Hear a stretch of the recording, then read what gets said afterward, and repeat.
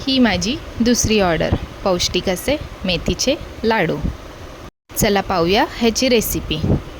तर लाडू बनवण्यासाठी एका कढईमध्ये सुकं खोबरे हे छान असे खरपूस होईपर्यंत भाजून घ्या.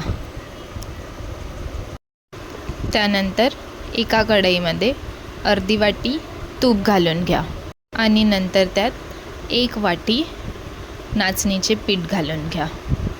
ते नाचणीचे पीठ छान असे एकत्र मिक्स करा आणि त्याला लालसर कलर येईपर्यंत छान मंद आचेवरती भाजून घ्या.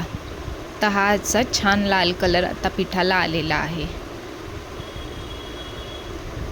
त्यानंतर ते पीठ एका परातीमध्ये वेगळं काढून घ्यावे. तर आता आपण हे पीठ वेगळं काढत आहोत एका परातीमध्ये. त्यानंतर पुन्हा कढईमध्ये अर्धी वाटी तूप घालून घ्यावे.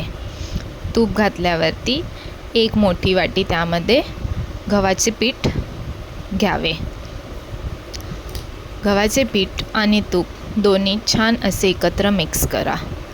जोपर्यंत गव्हाच्या पिठाला लालसर कलर येत नाही तोपर्यंत त्याला छान असं खरपूस भाजून घ्या आणि ते पीठसुद्धा एका परातीमध्ये वेगळं काढून घ्या. पुन्हा कढईमध्ये अर्धी वाटी तूप घ्या व त्यामध्ये 1 वाटी ज्वारीचे पीठ मिक्स करा. ज्वारीचे पीठसुद्धा लालसर कलर येईपर्यंत मंद आचेवरती छान असे भाजून घ्यावे.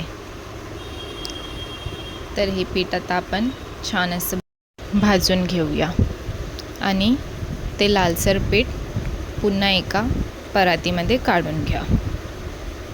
त्यानंतर कढईमध्ये पुन्हा अर्धी वाटी तूप घालून त्यामध्ये मखाना घाला.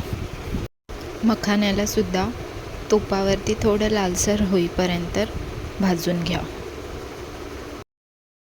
सर्व मिश्रण एका परातीमध्ये काढून त्यामध्ये 1 वाटी गूळ, 1 छोटी वाटी खजूर आणि 1 वाटी रात्री भिजवून ठेवलेली मेथी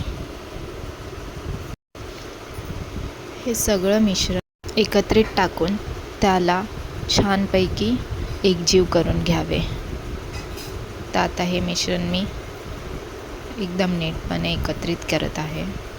नंतर त्याला मिक्सरच्या भांड्यामध्ये टाकून छान असं बारीक वाटून घ्या.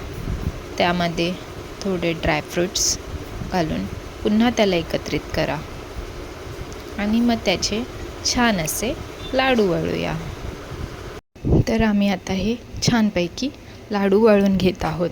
जर तुम्हाला रेसिपी आवडली असेल तर नक्की लाईक आणि सबस्क्राईब करा आणि ऑर्डरसाठी प्लीज DM. तर आता आमचे हे लाडू वळून तयार आहेत.